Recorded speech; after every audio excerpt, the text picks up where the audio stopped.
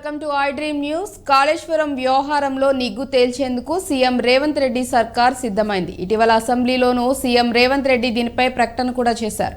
ఈ నేపథ్యంలో కాళేశ్వరం ప్రాజెక్టుకు సంబంధించిన విజిలెన్స్ అండ్ ఎన్ఫోర్స్మెంట్ విభాగం తనిఖీలు చేపట్టింది. ఈ తనిఖీల్లో 10 విజిలెన్స్ ఇంజనీరింగ్ బృందాలు పాల్గొన్నాయి. ఇక కాళేశ్వరం ప్రాజెక్టుకి సంబంధించిన మరింత సమాచారం మా ఇన్పుట్ ఎడిటర్ సంజయ్ లైవ్ లో అందిస్తారు. సంజయ్, చెప్పండి, దీనికి సంబంధించి మీ దగ్గర ఉన్న అప్డేట్స్ ఏంటి?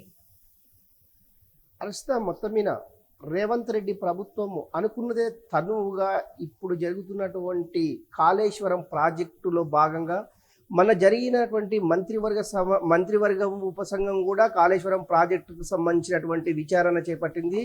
గతంలో మంత్రులు పర్యటించడం జరిగింది. ఎక్కడైతే మేడిగడ్డకు సంబంధించినటువంటి పిల్లర్ కుంగిన ఘటనలో కూడా మంత్రులు సందర్శించడం జరిగింది. ఎప్పుడైతే రేవంత్ రెడ్డి అసెంబ్లీలో ప్రకటించాడో గత ప్రభుత్వము కాళేశ్వరంలో వేల కోట్ల రూపాయలు అవినీతికి పాల్పడ్డారు, వాళ్ళన్నిటినీ నిగ్గు తేలుస్తామనేసి ఎప్పుడైతే రేవంత్ రెడ్డి ప్రకటించారో అప్పటి నుంచి ఇప్పటి వరకు దూకుడు, కాళేశ్వరం పైన దూకుడు పెంచిరని చెప్పుకోవచ్చు.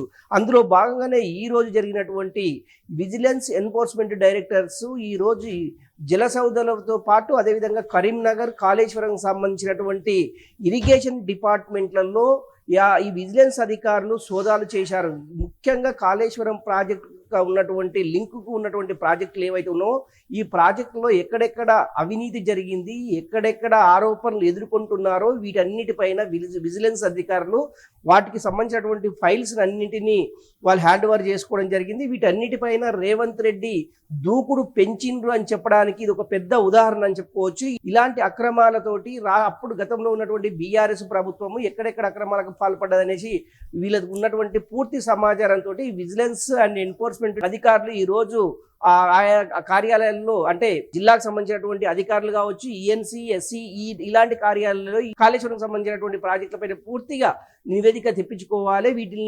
వీటిపైన ఎక్కడైతే ఈ విజిలెన్స్ అధికారులు స్వాధీనం చేసుకున్నటువంటి ఫైల్స్ అన్నిటినీ క్షుణ్ణంగా పరిశీలించి రాష్ట్ర ప్రభుత్వానికి ఒక సమగ్రమైనటువంటి నివేదిక సమర్పించాలనేసి ఇరిగేషన్ శాఖ మంత్రిగా ఉన్నటువంటి ఉత్తమ్ కుమార్ రెడ్డి ఆదేశించడం జరిగింది. అందులో భాగంగా అదేవిధంగా రేవంత్ రెడ్డి అంటే రాష్ట్ర ప్రభుత్వం తరపు నుంచి కూడా సిజేఎస్ని ఒక చీఫ్ రిటైర్డ్ జడ్జి తోటి విచారణ జరిపించాలనేసి జ్యుడిషియల్ను రాష్ట్ర ప్రభుత్వం కోరినది. హైకోర్టు కూడా ఒక లేఖ కూడా అందజేశారు. రేవంత్ రెడ్డి పెంచినటువంటి ఈ దూకుడు వ్యవహారం ఏదైతే ఉందో ఈ దూకుడుతోటి గత ప్రభుత్వం అంటే బీఆర్ఎస్ కు సంబంధించినటువంటి కొంతమంది ముఖ్య నేతలతో కంటి మీద కునుకు లేకుండా చేస్తున్నటువంటి రేవంత్ రెడ్డి ప్రభుత్వం నిజంగా కూడా అప్పుడు బీఆర్ఎస్ లో ఉన్నటువంటి కేసీఆర్ సంబంధించినటువంటి అది మంత్రివర్గానికి సంబంధించి కావచ్చు, అదేవిధంగా అప్పుడు ఇరిగేషన్ లో పనిచేసినటువంటి అధికారులు కావచ్చు, వీటన్నిటికీ అంటే ఉచ్చు బిగించుకునే అయితే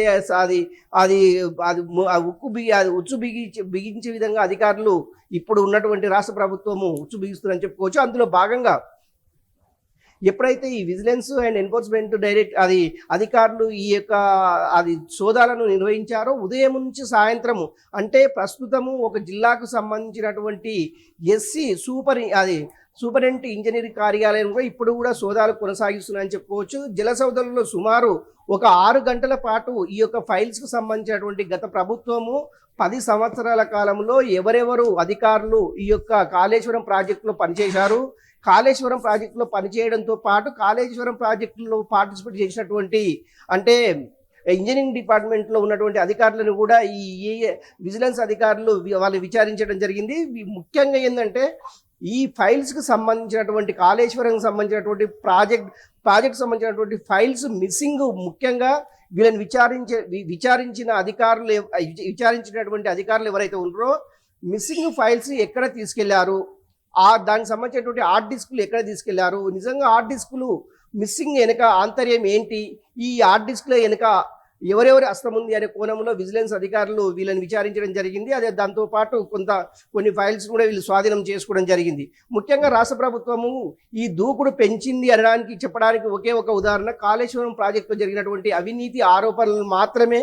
అప్పుడు జరిగినటువంటి కొంతమంది రిటైర్ ఐఏఎస్ కావచ్చు, ఐపీఎస్లు కావచ్చు, కాళేశ్వరం ప్రాజెక్టు అనేది ఒక వైట్ ఎలిఫెంట్. ఈ వైట్ ఎలిఫెంట్ తోటి అప్పుడు రాష్ట్ర ప్రభుత్వము అక్కడ వైట్ ఎలిఫెంట్ను చూపించి వేల కోట్ల రూపాయలు దండుకున్నారనే ఉద్దేశంతో రేవంత్ రెడ్డి అసెంబ్లీలో స్పష్టం చేశారు. రేవంత్ రెడ్డి ఎప్పుడైతే అసెంబ్లీలో గట్టిగా అంటే అప్పుడు ప్రభుత్వం అవినీతికి పాల్పడ్డదని చెప్పిందో అప్పటి నుంచి ఇప్పటి వరకు ఈ యొక్క కాళేశ్వరం ప్రాజెక్టు పైనే అవినీతి ఆరోపణలు ఉన్నాయి. అవినీతి ఆరోపణలు ఎవరెవరు ఎటువంటి ఎంత పెద్దవారైనా సరే నిజంగా అవినీతికి పాల్పడ్డట్టయితే వారిని కఠినంగా శిక్షిస్తామనేసి రాష్ట్ర ప్రభుత్వం చెప్పగానే చెప్పింది. అందులో భాగంగానే విజిలెన్స్, అదేవిధంగా ఎన్ఫోర్స్మెంట్, అదేవిధంగా జ్యుడిషియల్ కూడా అది ఎంక్వైరీ కూడా జరిగింది. Archita. Right, thank you Sanjay.